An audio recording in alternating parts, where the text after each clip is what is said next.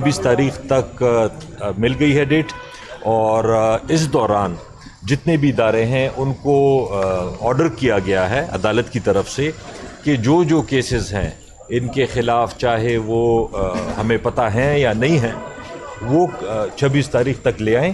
اس میں نیب بھی شامل ہے، اینٹی کرپشن بھی ہے، پولیس بھی ہے، فیڈرل گورنمنٹ بھی ہے۔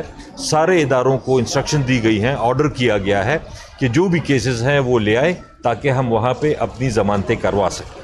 اچھا، یہ بتا دیجیے کہ آج آخری دن ہے مرکز میں حکومت میں کسی بھی پارٹی میں شامل ہونے کا، تو کون سی پارٹی میں تحریک انصاف جو ہے وہ شامل ہونے جا رہی ہے؟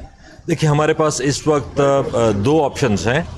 آج انشاءاللہ وہ فائنل ہو جائے گا، اس میں ہم ایفیڈیوٹس جمع کروا دیں گے۔ جو بھی پارٹی کی طرف سے ہمیں پاکستان تحریک انصاف کی طرف سے انسٹرکشنز آتی ہیں جن کے ساتھ معاملات طے ہو جاتے ہیں، تو انشاءاللہ آج شام تک وہ فائنل ہو جائے گا۔ 2 آپشنز ہیں، تو اس میں پھر انشاءاللہ ہم اپنے ایفیڈیوٹ جمع کروا دیں گے اور باقاعدہ طور پہ اس پارٹی میں شامل ہو جائیں گے۔ اور صوبے کے لیے کیا مطلب، صوبے میں کون سی پارٹی؟ صوبے اور سینٹر میں دونوں میں ہم ایک ہی پارٹی میں انشاءاللہ، امید یہی ہے کہ ایک ہی پارٹی میں شامل ہوں، اور وہ شام تک کلیئر ہو جائے گا آپ کو انشاءاللہ۔ پرویز خٹک کی پارٹی میں بھی شامل ہونے کی کچھ باتیں ہو رہی ہیں؟ نہیں، پرویز خٹک صاحب کی پارٹی میں شامل ہونے کا کوئی بات چیت نہیں تھی۔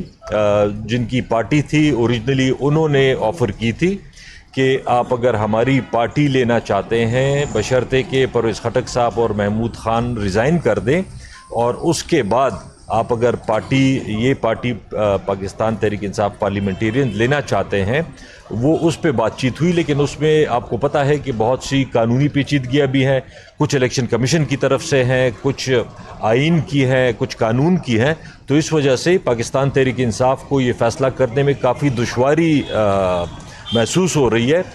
ہر جگہ پہ پرابلمز ہیں، الیکشن کمیشن بھی تحریک انصاف کے ساتھ کوئی اچھا نہیں کر رہا، اسی وجہ سے ہم زیادہ احتیاط کے ساتھ جا رہے ہیں۔ ہماری صرف پارٹی میں شمولیت کا مسئلہ نہیں ہے، ہماری ریزرو سیٹس کا بھی مسئلہ ہے، جو کہ ہمارا حق بنتا ہے، اور وہ ہم جس بھی پولیٹیکل پارٹی میں شامل ہوں وہ ہمیں ملنی چاہیے۔ تقریباً کوئی ہو سکتا ہے 22-23 ہماری صوبائی اسمبلی میں ریزرو سیٹس آئیں، اور اسی طرح تقریباً کوئی 25 کے قریب یا 23 کے قریب ہماری قومی اسمبلی میں بھی نشستیں بنتی ہیں، اسی طرح پنجاب میں ہماری نشستیں بنتی ہیں، تو یہ ٹوٹل ملا کے کافی بڑی تعداد بنتی ہے۔